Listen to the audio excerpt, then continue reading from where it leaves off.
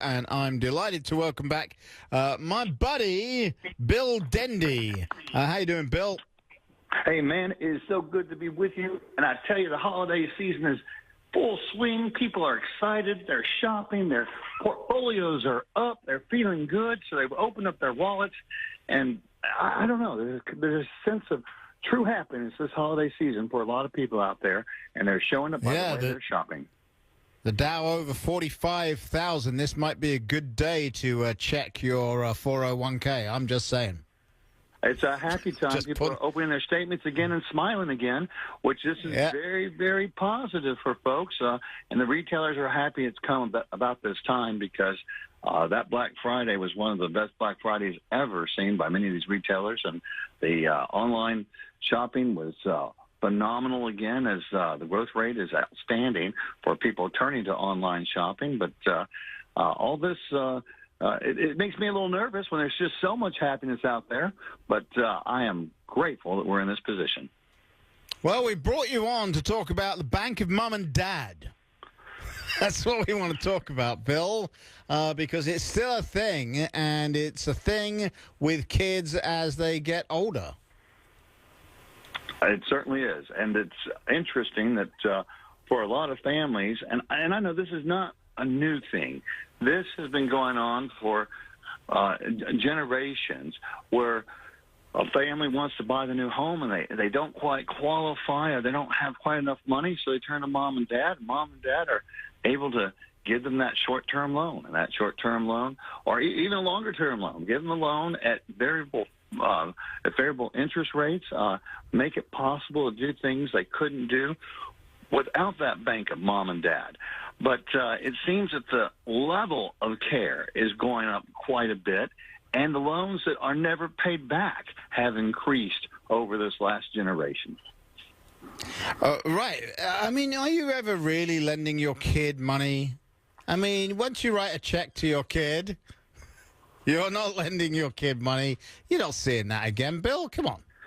Now, it depends on the family. My grandfather was the type that, he said, son, I love my grandkids, but I love my money too. And if you don't pay me back, we're going to come get you. And I believed him. So, there are certain families where you definitely pay that money back.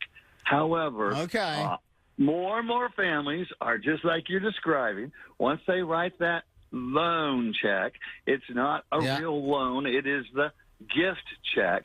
And one of the challenges is that we see a lot of folks who are continuing to support their adult children long after the normal time when children have historically been on their own. And for some of them, they may be jeopardizing their own financial independence, taking care of these children, and creating habits that may be detrimental to both parties. All right. Listen, if you want some advice, here comes the advice, right? When you send the kid off to university, they need to be far enough away that they can't pop home every day. That's the. By the way, apologies to UCF. Great school, and if you live in Tallahassee, I would absolutely send my kid to UCF. But if you live in Orlando, I don't know that that's a great idea. And, when my youngest daughter, when she left Dr. Phillips High School back in the day and went off on her university, she got into every school she applied to, including all the ones in Florida. And one of them was UCF, where a lot of her friends went. And she decided to go to Florida State. Apart from the fact that they've got just an incredible football team, obviously. Maybe not this year. She went to Florida State, which is great because it was 3.5 hours away. And, the first time she came home, Bill, I'll never forget this. The first time she came back wasn't just for the laundry. She wanted to hang out with her friends. And so on a Friday night, I believe it was a Friday night, she went and hung out with her friends. And she came home and she said to me, I've outgrown them. And it's because these kids never left home. And it's a remarkable thing. She'd not been gone 2 months when she said that to me. I'll never forget it. And it's true. So that's how you get the kids out of the house. You make sure they go far enough away that they can't come visit you. I think that's interesting and maybe very good advice. And I'd go one step further and say having them do that semester abroad as well, at least one semester overseas. She did study abroad. Up and gives them those lifelong experiences.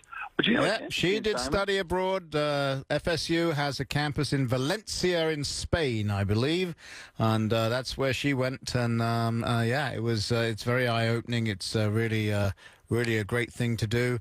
And so, I would agree with you entirely. But you got to get them out. They have to feel that independence. If they don't feel that independence, yes, they will keep coming back. And then they'll say, hey, I could really do with, a few $100 if you could spare it, please.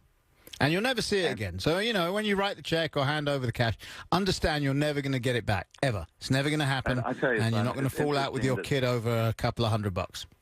The generation's doing things differently than previous generations, and that they are slower to want to adult. They don't seem to want to get their driver's licenses right at 15 or 16 when it's possible. They don't seem to want to move out of the house as quickly, or they come back, or they're not getting married as early, not having children as early. And some of this may be positive, but some of it is truly a change in perception on the speed at which people are becoming independent. And again, that's not necessarily negative. I know some families love to have their kids around for a long time. They like the built-in security of having the kids still at home at 25, 30, 35, 40, et cetera. Yeah. No. 18, my boot print on the rear ends. That's what happened. 18 boot print rear ends. So anyway, that's what I did. Bill Dendy is a great financial advisor, and I'm still waiting for him to come up with 50-yard line tickets, or even, like a suite at Raymond James Stadium. Tell him why I'm asking for that, Bill. Well, I work as an independent advisor, working with Raymond James Financial Services. Yes. I tell you, Raymond James is a true gift to Florida. And have a great stadium. I think they're a wonderful company. And a great stadium. Bill Dendy, thank you very much. You take care, brother. We will talk again soon. God bless you too, and a Merry Christmas and a Happy Hanukkah to you as well.